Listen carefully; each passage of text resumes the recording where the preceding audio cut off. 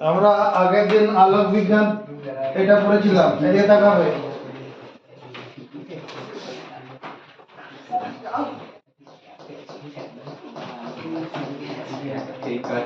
এটা একটা কি দর্পণ?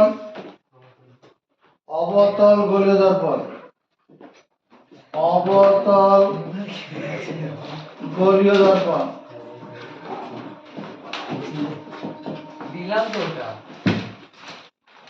আবার যদি এরকম করা হয়,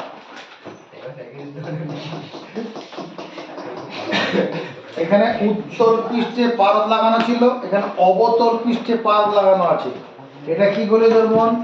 উত্তল গোলীয় দর্পণ।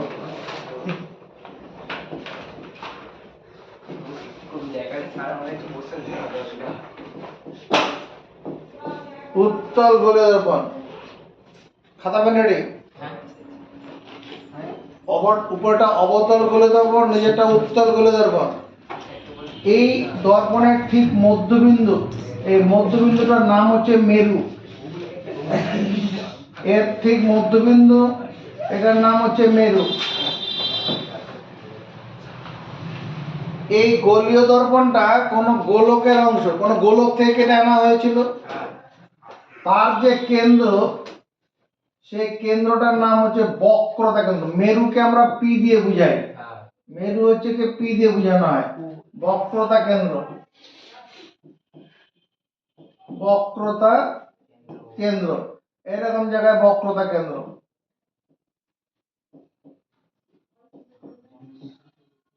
এই পর্যন্ত কোনো অসুবিধা নেই। মেরু আর বক্রতা কেন্দ্র যোগ করলে যে সরল রেখাটা হয়, সেটা প্রধান অক্ষ। এটা প্রধান, এই লাইনটা হচ্ছে প্রধান অক্ষ।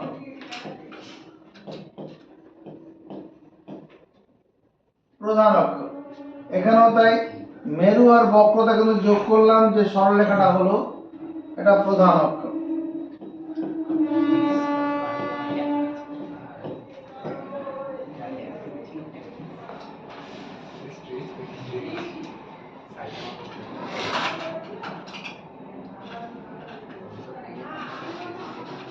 আমরা মুখ্য ফোকাস কি বলেছিলাম?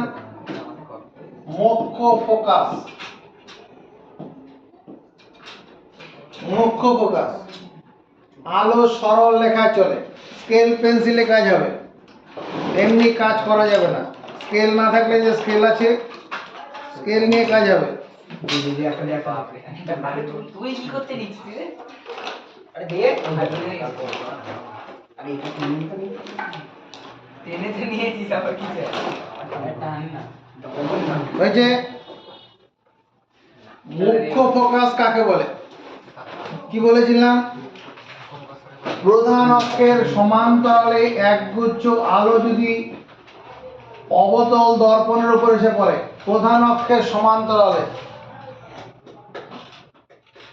এই যে আলোক রশ্মিগুলো কিভাবে পড়লো? অবতল গোলীয় দর্পণের উপর প্রধান অক্ষের সমান্তরালে এসে পড়লো। পড়লে পরে প্রতিফলিত রশ্মিগুলো এইরকম ভাবে চলে যাবে, তাকাবে।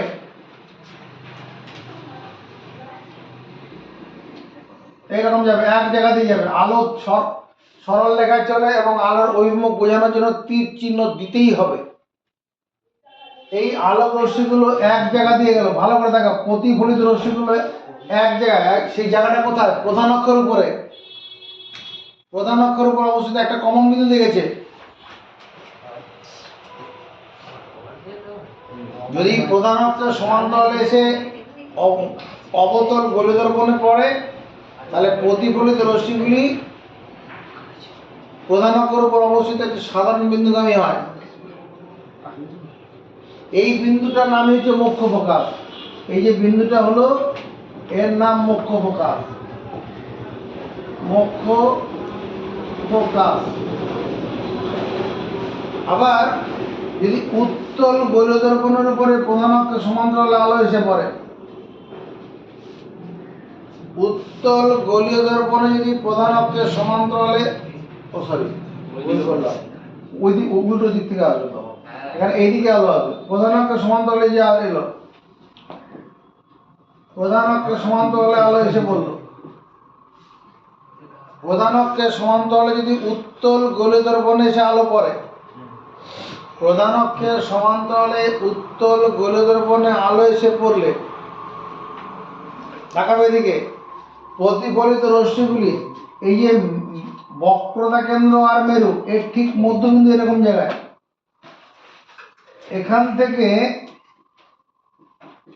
এরকম ডট ডট দেবো, দিয়ে এরকম তুলে দেবো।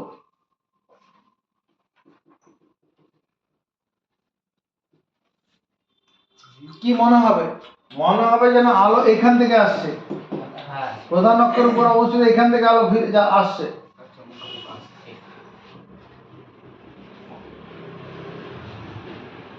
উত্তর গোলীয় দর্পণে দর্পণের উপর প্রধান অক্ষের সমান্তরালে আলো এসে পড়লে প্রতিফলিত রশ্মিগুলি মনে হবে প্রধান অক্ষের উপর অবস্থিত একটি সাধারণ বিন্দু থেকে অপসৃত হচ্ছে।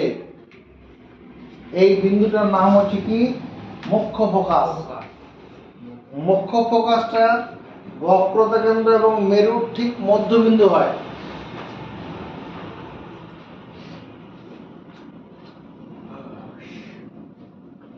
এবার তুমি কেন মানবে বক্রতা কেন্দ্র মুখ্য ফোকাসটা মেরু এবং বক্রতা কেন্দ্রের মধ্যবিন্দু হয়? কেন মানবো? এটা প্রমাণ করে দেখালেই হয়ে যাবে। এগুলো আমরা বুঝেছি। এবার এখানে যেটা আমাদের আলোক বিজ্ঞান পড়তে যেটা লাগবে, যে প্রধান অক্ষের সমান্তরালে আলো যদি অবতল গোলীয় দর্পণের উপর আসে পড়ে, এদিকে তাকাও, প্রধান অক্ষের সমান্তরালে যদি আলো অবতল দর্পণের উপর এসে পড়ে তাহলে সেটা মুখ্য ফোকাসগামী হয়ে প্রতিফলিত হবে। প্রধান অক্ষের সমান্তরালে এসে পড়লে মুখ্য ফোকাসগামী হয়ে আলো প্রতিফলিত হবে। আবার উল্টো কথা, যদি মুখ্য ফোকাসগামী হয়ে আলো যে দর্পণে গিয়ে পড়ে, মুখ্য ফোকাসগামী হয়ে যদি আলো দর্পণে গিয়ে পড়ে, এদিকে তাকাবি, এটা হচ্ছে মুখ্য মেরু, এখানে মুখ্য ফোকাস আর এখানে বক্রতা কেন্দ্র। যদি আলো এইভাবে এসে পড়ে অবতল দর্পণের উপরে, যদি কি হয়, আলো মুখ্য ফোকাসগামী হয়ে পড়ে, উল্টো হবে। যেমন প্রধান অক্ষের সমান্তরালে এলে কি হয়, প্রতিফলিত হচ্ছে কিভাবে? মুখ্য ফোকাসগামী। তাহলে মুখ্য ফোকাসগামী হয়ে আলো গিয়ে পড়লে প্রধান অক্ষের সমান্তরালে চলে যাবে।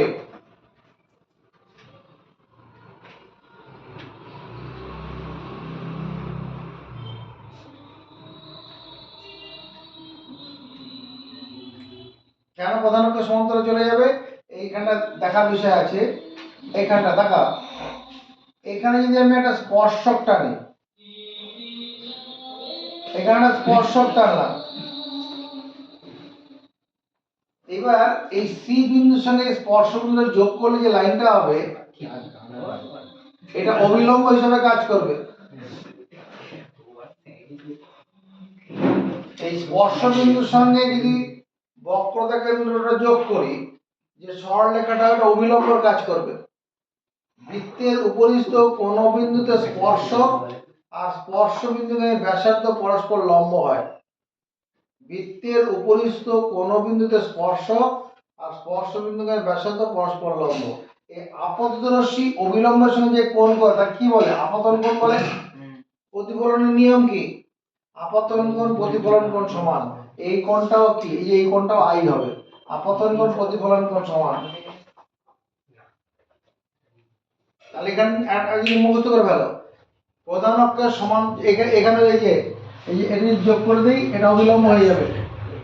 আপতন কোণ এটা হবে, প্রতিফলন কোণ এটা। আপতন কোণ প্রতিফলন কোণ সমান। তাহলে প্রধান অক্ষের সমান্তরালে যদি আলো অবতল গোলীয় দর্পণে পড়ে, মুখ্য ফোকাসগামী হয়ে প্রতিফলিত হবে। কি বললাম? মুখ দিয়ে কথা বার করবো। প্রধান অক্ষের সমান্তরালে যদি অবতল দর্পণে আলো এসে পড়ে, কি বললাম? জয় অবস্থা। প্রধান অক্ষের সব আঁকা পরিষ্কার ভাবে যাচ্ছে এখানে। প্রধান অক্ষের সমান্তরালে যদি আলো অবতল গোলীয় দর্পণের উপর এসে পড়ে, অবতল গোলীয় দর্পণের উপর এসে পড়ে মুখ্য ফোকাসগামী হয়ে প্রতিফলিত হবে। কি বললাম? আঁকা পড়ে আছে। প্রধান অক্ষের সমান্তরালে যদি আলো অবতল গোলীয় দর্পণের উপর এসে পড়ে, প্রধান অক্ষের সমান্তরালে, কি বললাম জোরে, আলো যদি অবতল গোলীয় দর্পণের উপর এসে পড়ে, কি বললাম? কে কে পারবে বল?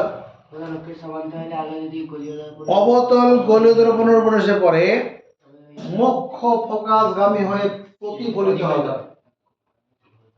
আপতন কোণ প্রতিফলন কোণ সমান সেই নিয়ম মেনে হবে।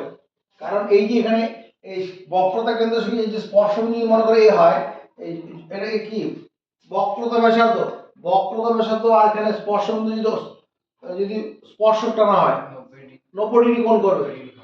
আমরা যখন 40 নম্বর উপপাদ্য পড়বো, 38 নম্বর পর্যন্ত পড়েছি তো, 40 নম্বর উপপাদ্য তখন দেখতে পাবে বৃত্তের উপরিস্থ কোণ বিন্দুতে স্পর্শক এবং স্পর্শ বিন্দুর ব্যাসার্ধ পরস্পর লম্ব হয়, তাহলে এটা অবিলম্ব। আর অবিলম্বের সঙ্গে আপতিত রশ্মি যে কোণ করবে আপতন কোণ, আর অবিলম্বের সঙ্গে প্রতিফলিত রশ্মি যে কোণ প্রতিফলন কোণ। তাহলে কি হলো এখানেও তাই, এই যে আপাতত রশ্মি এটা যে আপাতত রশ্মি এটা, আর এটি যে অবিলম্ব, এখানে মনে করো সিএ অবিলম্ব, আপাতত রশ্মির সঙ্গে অবিলম্ব, অবিলম্বের সঙ্গে আপাতত রশ্মি যে কোণ করবে আপতন কোণ, আর অবিলম্বের সঙ্গে প্রতিফলিত রশ্মি যে কোণ করবে আপাতত রশ্মি প্রতিফলিত রশ্মি চিহ্ন কি করে? আলোর গতি দেখে, গতির অভিমুখ থেকে কি করে চেনা যায়?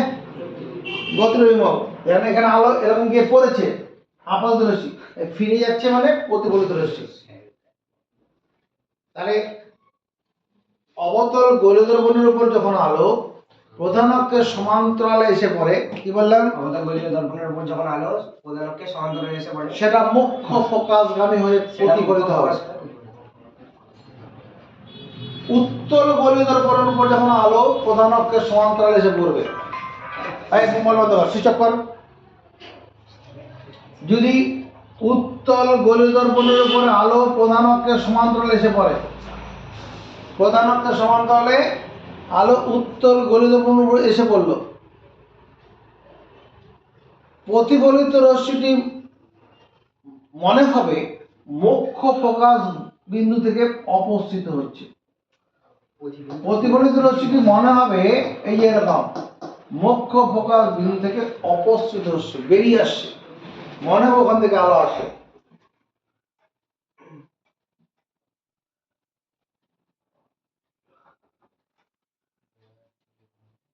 আবার কি হয়, 2 নম্বর নিয়ম, যদি আলো মুখ্য ফোকাসগামী হয়ে অবতল দর্পণে এসে পড়ে, এই যেটা মুখ্য ফোকাসগামী হয়ে অবতল, এদিকে নজর, কোনো বিরক্ত লাগার কোনো জায়গা নেই। যদি আলো মুখ্য ফোকাসগামী হয়ে অবতল দর্পণে এসে পড়ে, প্রধান অক্ষের সমান্তরালে প্রতিফলিত হবে। উল্টো জিনিস হচ্ছে, প্রধান অক্ষের সমান্তরালে এসে পড়লে মুখ্য ফোকাসে প্রতিফলিত হবে, আর মুখ্য ফোকাসগামী হয়ে যদি অবতল দর্পণে পড়ে প্রধান অক্ষের সমান্তরালে। কি বললাম? আলো যদি মুখ্য ফোকাসের মধ্যে দিয়ে প্রবাহিত হয়ে গোলীয় অবতল দর্পণের মধ্যে মানে লাগে, তাহলে সেটা যে কথাগুলো বলছি ওই কথাগুলো মুখস্থ করো, বইয়ের ভাষার ওইরকমভাবে লেখা আছে। যদি আলোক রশ্মি মুখ্য ফোকাসগামী হয়ে অবতল দর্পণে এসে পড়ে, কি বললাম? যদি মুখ্য ফোকাসগামী হয়ে অবতল দর্পণে এসে পড়ে, হ্যাঁ, তাহলে প্রধান অক্ষের সমান্তরালে প্রতিফলিত হবে। প্রধান অক্ষ চিহ্ন কি করে? মেরু আর বক্রতা কেন্দ্রের সংযোগকারী সরলরেখা প্রধান অক্ষ, তার সমান্তরালে চলে যাবে। এখানে কি হবে, আলো যদি তোমার এদিকে দেখ,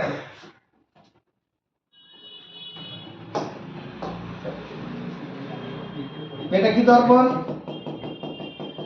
উত্তল গোলীয় দর্পণ।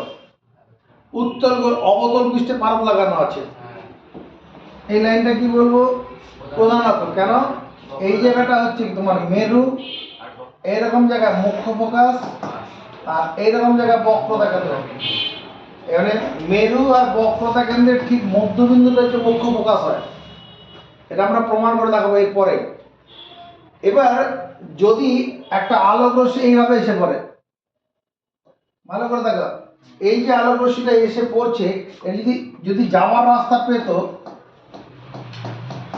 মুখ্য ফোকাসগামী হতো। যদি উত্তল গোলীয় দর্পণের উপর আলো মুখ্য ফোকাসগামী হয়ে আপতিত হয়, কি বললাম, যদি আলোক রশ্মি বা আলো, যদি আলো উত্তল গোলীয় দর্পণের উপর মুখ্য ফোকাসগামী হয়ে আপতিত হয়, কি বললাম, যদি কোনো আলো মুখ্য ফোকাসগামী যদি আলো উত্তল গোলীয় দর্পণের উপর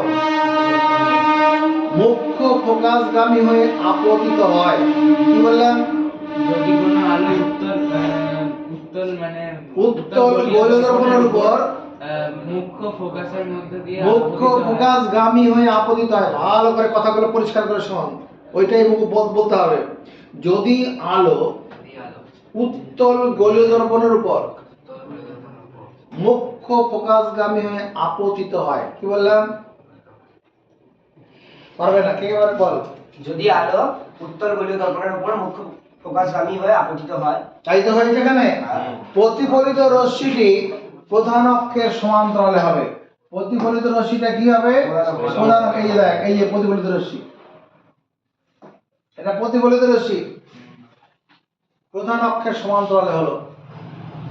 প্রধান অক্ষের সমান্তরালে আসলে মনে হবে মুখ্য ফোকাস থেকে অপসৃত হচ্ছে, আর যদি মুখ্য ফোকাসগামী হয়ে আপতিত হয় প্রধান অক্ষের সমান্তরালে চলে যাবে। কোন ভেজাল আছে? এখানেও কি করেছে, ওই প্রতিফলনের নিয়মটা মেনে চলেছে। যদি আমি এটা তো স্পর্শবিন্দু, যদি এটার সাথে যোগ করতাম, এটা অবিলম্ব হয়ে এখানে যদি স্পর্শক টানা যায়, এটা বাড়ি দিলে এটা অবিলম্ব হয়ে যাবে, এটা অবিলম্ব। এই কোণটা কি কোণ হবে, আপতন কোণ।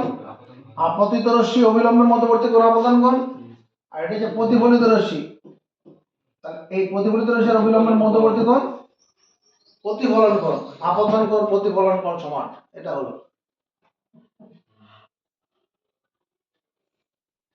এটুকু বুঝলাম।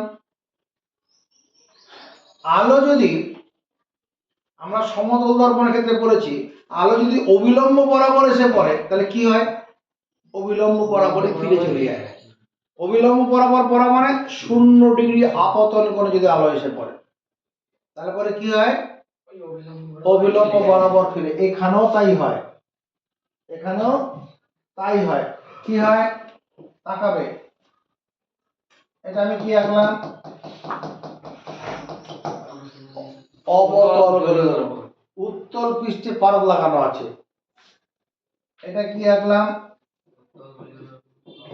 এটা উত্তল গোলীয় দর্পণ, প্রধান অক্ষ। এর ঠিক মধ্যবিন্দুটার নাম হচ্ছে মেরু, এটা ফোকাস, বক্রতা কেন্দ্র। যদি আলোক রশ্মি, এদিকে তাকাবি, এই যে আলোক রশ্মিটা, এই আলোক রশ্মিটা কিভাবে গেছে, বক্রতা কেন্দ্রগামী হয়ে, বক্রতা কেন্দ্র। যদি অবতল গোলীয় দর্পণের উপর আলো বক্রতা কেন্দ্রগামী হয়ে আপতিত হয়, কি বললাম, যদি অবতল দর্পণের উপর আলো বক্রতা কেন্দ্রগামী হয়ে আপতিত, তাই কি বললাম, যদি কোনো আলো বক্রতা কেন্দ্রের মধ্যে দিয়ে আপতিত হয়, বক্রতা কেন্দ্রগামী হয়ে অবতল দর্পণ আপতিত হয়, ওই পথেই প্রতিফলিত হবে, ব্যাক করবে। কেন, কারণ এখানে যদি স্পর্শক টানা যায়, তাহলে কি স্পর্শ বিন্দুর সঙ্গে স্পর্শ বিন্দুর ব্যাসার্ধ, এইটুকুনটা কি হবে, স্পর্শ বিন্দুর ব্যাসার্ধ হিসেবে কাজ করবে, অবিলম্ব হবে, 90 ডিগ্রি কোণ করে থাকবে, মানে 90 ডিগ্রি কোণ আপতিত হলে 90 ডিগ্রি কোণে প্রতিফলিত হবে। এখানে আমার দেখো, এটা বিন্দুটা কি আছে, মেরু, এরকম জায়গায় ফোকাস বিন্দু, এরকম জায়গায় বক্রতা কেন্দ্র, যদি আলোক রশ্মি এইরকম হয়, তাকাবে, উল্টো দিকে হবে না নাড়িয়ে এটা তো উত্তর গোলকের উপর, তাহলে উত্তর পৃষ্ঠে আলোটা এসে পড়বে তো, এদিকে তো পারদ লাগানো আছে, এদিকে পারদ লাগানো আছে, তাহলে আলো যখন কি করছে, কিভাবে এসে পড়ছে, কিভাবে পড়েছে আলো, কি দেখে মনে হচ্ছে, বক্রতা কেন্দ্র বক্রতা কেন্দ্রগামী বরাবর যদি আলো এসে পড়ে, যদি এখানে বাধা না পেত ঠিক বক্রতা কেন্দ্র চলে যেত, যদি আলো বক্রতা কেন্দ্রগামী হয়ে পড়ে কি হবে, একই পথে আবার এক আলো যদি বক্রতা কেন্দ্রগামী হয়ে এসে পড়ে কি হবে, একই পথে প্রতিফলিত হবে। এই পড়াগুলো আমরা পড়িয়েছি, এখানে আছে 35 পাতায়, এই 35 পাতায় পরিষ্কার সব লেখা আছে, বা আগের দিন ভিডিও করে বোর্ডে লিখে লিখে পড়িয়েছি 35 পাতাতে।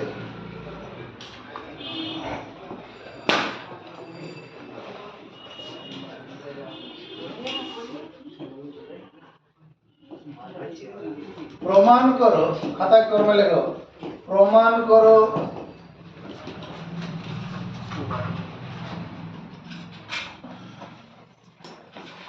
একটি অবতল গোলীয় দর্পণের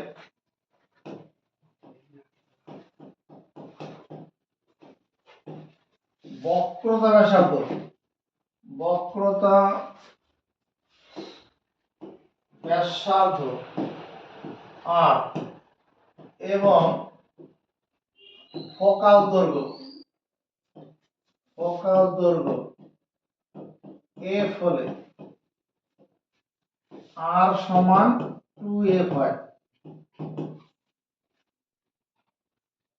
ফোকাল দৈর্ঘ্য মানে কি, মেরু থেকে ফোকাল বিন্দু দূরত্ব, মেরু থেকে ফোকাল বিন্দুটা আবার কি, ওই যে বললাম যদি কোনো অবতল গোলদর্পণের উপর প্রধান অক্ষের সমান্তরালে একগুচ্ছ আলো এসে পড়ে, দুটো চারটে ছটা যতগুলো আলো রশ্মি এসে পড়বে, সব রশ্মিগুলো কি করবে, যখন ফিরে যাবে প্রধান অক্ষের উপর অবস্থিত সাধারণ বিন্দুগামী হবে, ওই বিন্দুটা হচ্ছে মুখ্য ফোকাস।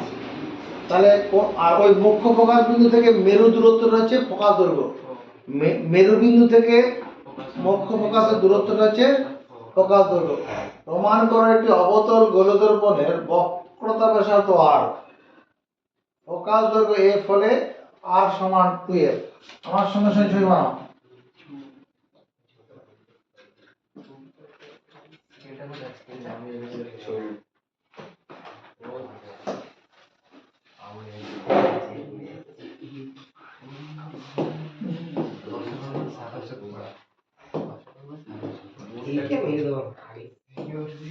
কি হবে না ভাই, আমার সেমিনার আছে। অবতল গোলদর্পণ বানাও, উত্তল পৃষ্ঠে পারদ লাগিয়ে দাও,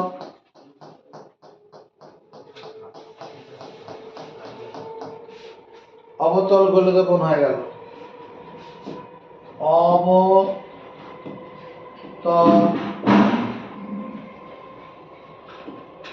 গোলীয় দর্পণ,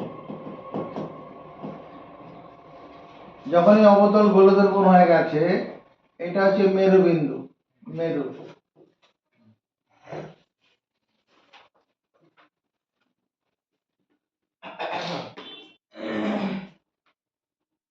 এরকম জায়গাটা আমি মুখ্য ফোকাল ধরছি F, আর এর ঠিক সমান ধরে চোখ যেন কথা বলে, এটা হচ্ছে বক্রতা কেন্দ্র,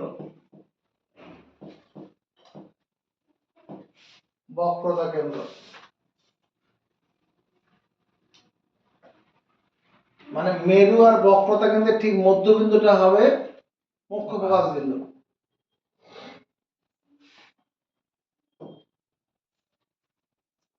হয়েছে? প্রধান অক্ষের সমান্তরালে একটি আলো এসে প্রধান অক্ষের সমান্তরালে একটা আলোক রশ্মি এনে অবতল দর্পণের মধ্যে ফেলা হলো।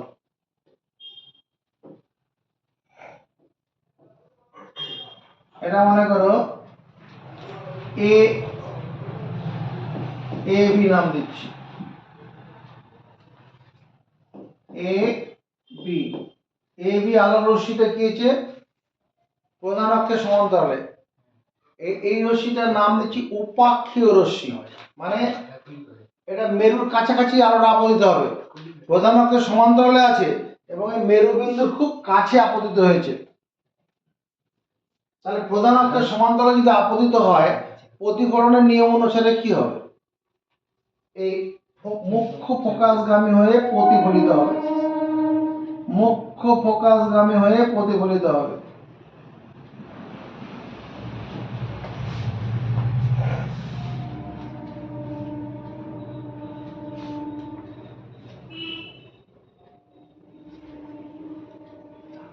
চাইতে হবে, মনে করো বিডি পথে প্রতিফলিত হলো,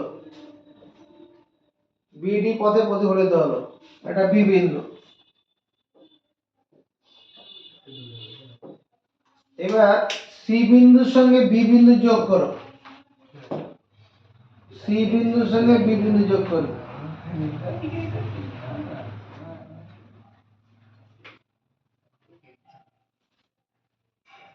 সি এর সঙ্গে বি যোগ করবো,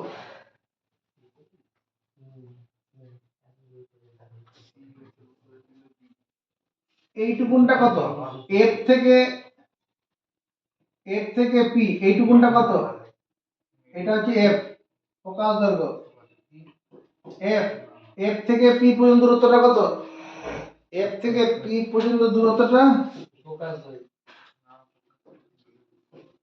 এফ থেকে পি পর্যন্ত দূরত্বটা, এটা ফোকাস দৈর্ঘ্য ছোট হাতের এফ।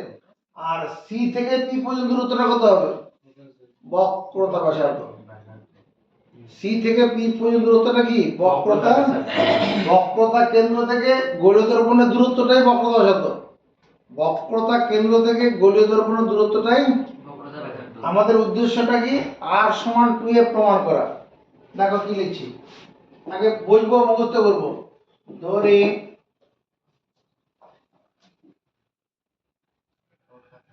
একটি অবতল গোলীয় দর্পণের উপর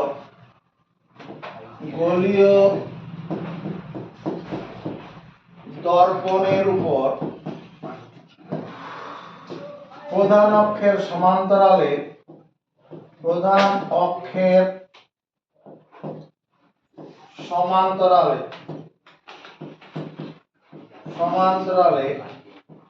এ বি উপাক্ষীয় রশ্মিটি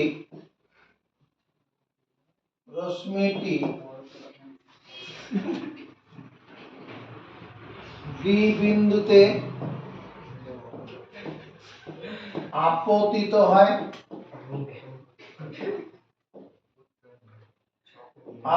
হয়, এবং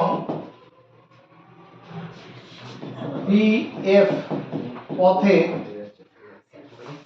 প্রতিফলিত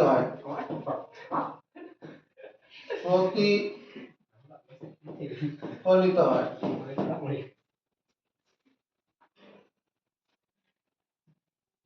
এখানে সি এফ পি হলো অবতল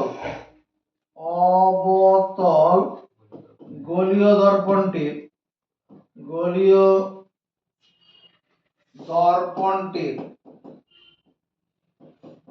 যথাক্রমে সিটা কি? সি হচ্ছে বক্রতা ব্যাসার্ধ, না বক্রতা কেন্দ্র। এফটা কি? ফোকাস, মুখ্য ফোকাস। আর পিটা কি? মেরু। এইটুকু আগে মুখস্থ করবো, এখনই মুখস্থ করবো। অবতল গোলীয় দর্পণের অবতল গোলীয় দর্পণের উপর প্রধান অক্ষের সমান্তরালে এবি হলো উপাক্ষের রশ্মিটির বি বিন্দুতে আপতিত হয় এবং এফ পদে প্রতিফলিত হয়। এখানে সি এফ আর ডিও হলো অবতল গোলীয় দর্পণে যথাক্রমে বক্রতা কেন্দ্র ও মুখ্য ফোকাসের বিন্দু। Paste and copy. প্রতিফলনের নিয়ম অনুসারে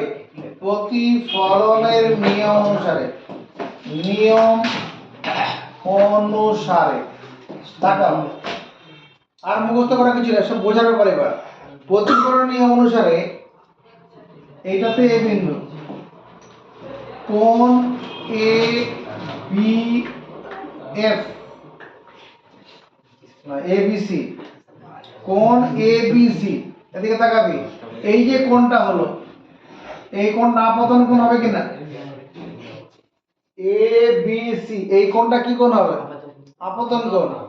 এটা সমান হচ্ছে কোণ সি বি এফ। আপতন কোণ সমান প্রতিফলন কোণ। কে কে মানলো? চলো বুঝতে করি। প্রতিফলনের নিয়ম এটাই আছে 2 নম্বর, আপতন কোণ সমান প্রতিফলন কোণ। এখানে সিবিটা কি অবিলম্বের কাজ করবে? সিবিটা অবিলম্বের কাজ করবে। অবিলম্বের কাজ করবে। এখানে এবি সমান্তরাল সিপি কে মানলো?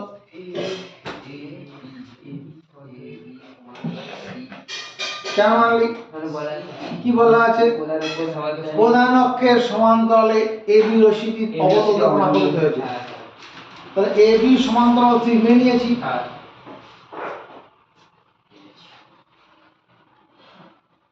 এবি সমান্তরাল এটা, তাহলে এবি সমান্তরাল সি এটা সিবি কে ভেদক ধরে পাই, ভেদক ধরে পাই। যদি আমি এই সিবিটাকে ভেদক ধরি, দুটি সমান্তরাল সরল রেখাকে কোন সরলরেখা ছেদ করলে উৎপন্ন একান্তর কোণের মান সমান। দুটি সমান্তরাল সরল রেখাকে কোন সরল রেখা ছেদ করলে, কি বললাম?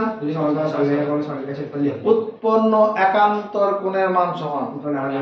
একান্তর কোণ চিহ্ন কি করে? ক্যাপিটাল জেড আকৃতির হবে। এরকম জেড আকৃতির কোণ দেখো এখানে আছে কিনা। অতএব বলা যাবে না কোণ এ বি সি এটা সমান একান্তর, একান্তর কোণ বিসিএফ, বিসিএফ মানলাম। কোণ এবিসি সমান কোণ বিসিএফ, বিসিএফ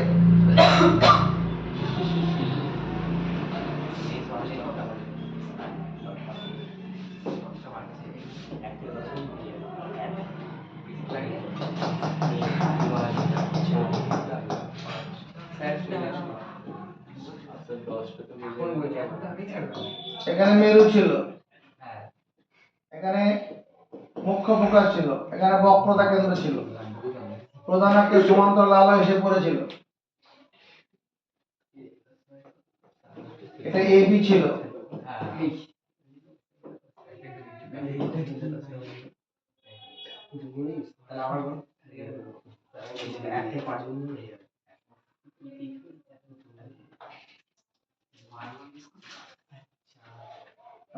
এই পর্যন্ত আমরা পেয়েছি। এবার আমরা কি লিখতে পারবো? এই যে কোণ এবিসি, এই কোণ এবিসির বদলে কোণ সিবিএফ এটা লেখা যাবে কিনা?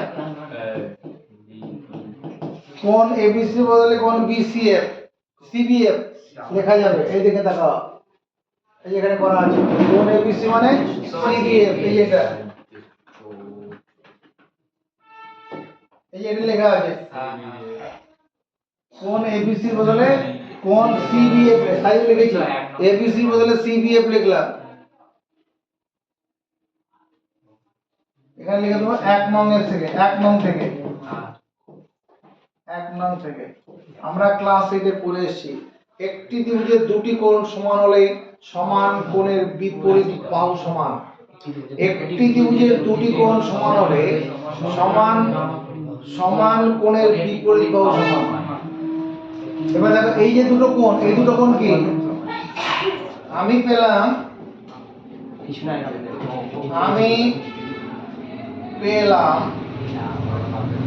ত্রিভুজ বি এফ সিএফবি এর কোণ সিবিএফ সমান কোণ বিসিএফ। দেখো এটা আছে কিনা। আমি পেলাম ত্রিভুজ সিবিএফ মানে এই কোণটা সিবিএফ, আর বিসিএফ মানে এই কোণটা, হ্যাঁ এই বিসিএফ না বিএফসি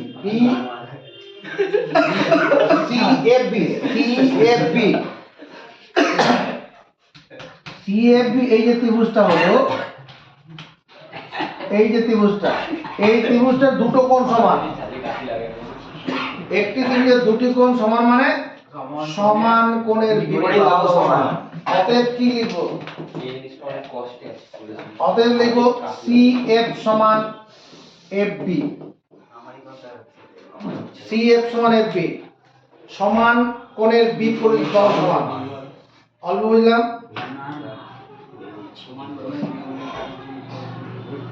সমান কোণের বিপরীত বাহু সমান, এটা হয়ে গেছে। এটাকে নাম্বারিং করলাম 2।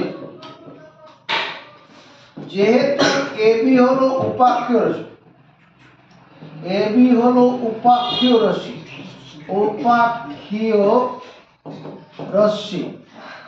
উপাক্ষ রশ্মি মানে রশ্মিটা ওই মেরুর খুব কাছে আপাতত, মেরুর খুব কাছে। যদি এই বি বিন্দু আর পি বিন্দুর কাছে মনে করো, অতএব এখানে এফবি এটা সমান এফপি হবে, এফবি সমান এফপি হবে। যদি এই এবি যদি খুব কাছে, আরো কাছে নিচের দিকে হয়, তাহলে বি বিন্দু আর পি বিন্দু কি কাছাকাছি হবে। এই অবস্থায় এফবি আর এফপিটা কি হবে? সমান হয়ে যাবে, সেটা করা হয়েছে। এফবি সমান এফপি। এবার দেখো সিপি সমান সিএফ প্লাস এফপি। সিপি সমান কত? সি থেকে পি, সি থেকে এফ প্লাস এফ থেকে পি।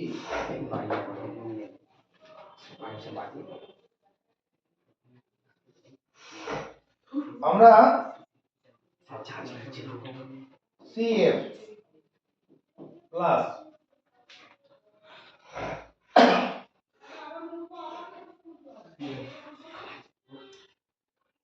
এখানে এফপি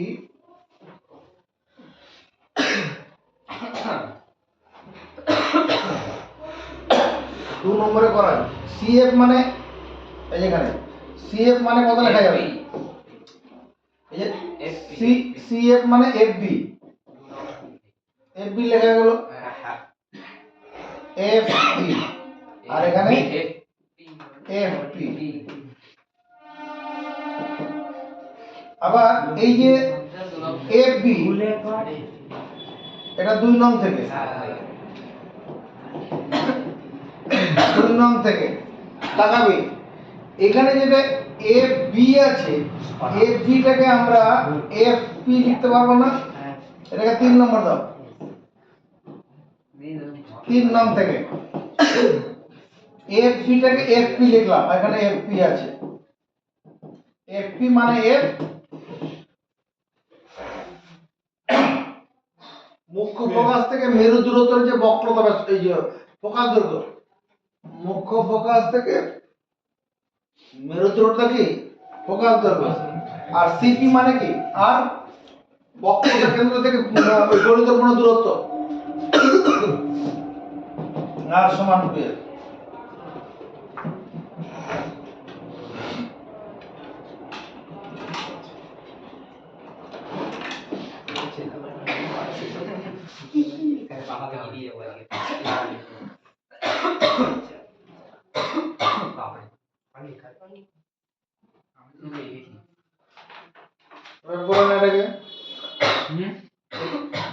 এই লেখাটা পড়ে বাড়িতে যদি পড়তে যাওয়া থাকে তাহলে লেখাটা পড়ে নেই, আমি এটা সিল করে দিচ্ছি, পড়া বুঝে নাও। এটা পরে উপরটাকে পড়েছি, তাহলে নিচেটাই এটুকু আরেকবার পড়ে নেই, ঠিক আছে। মনের সঙ্গে পুরো মেলাতে হবে তো।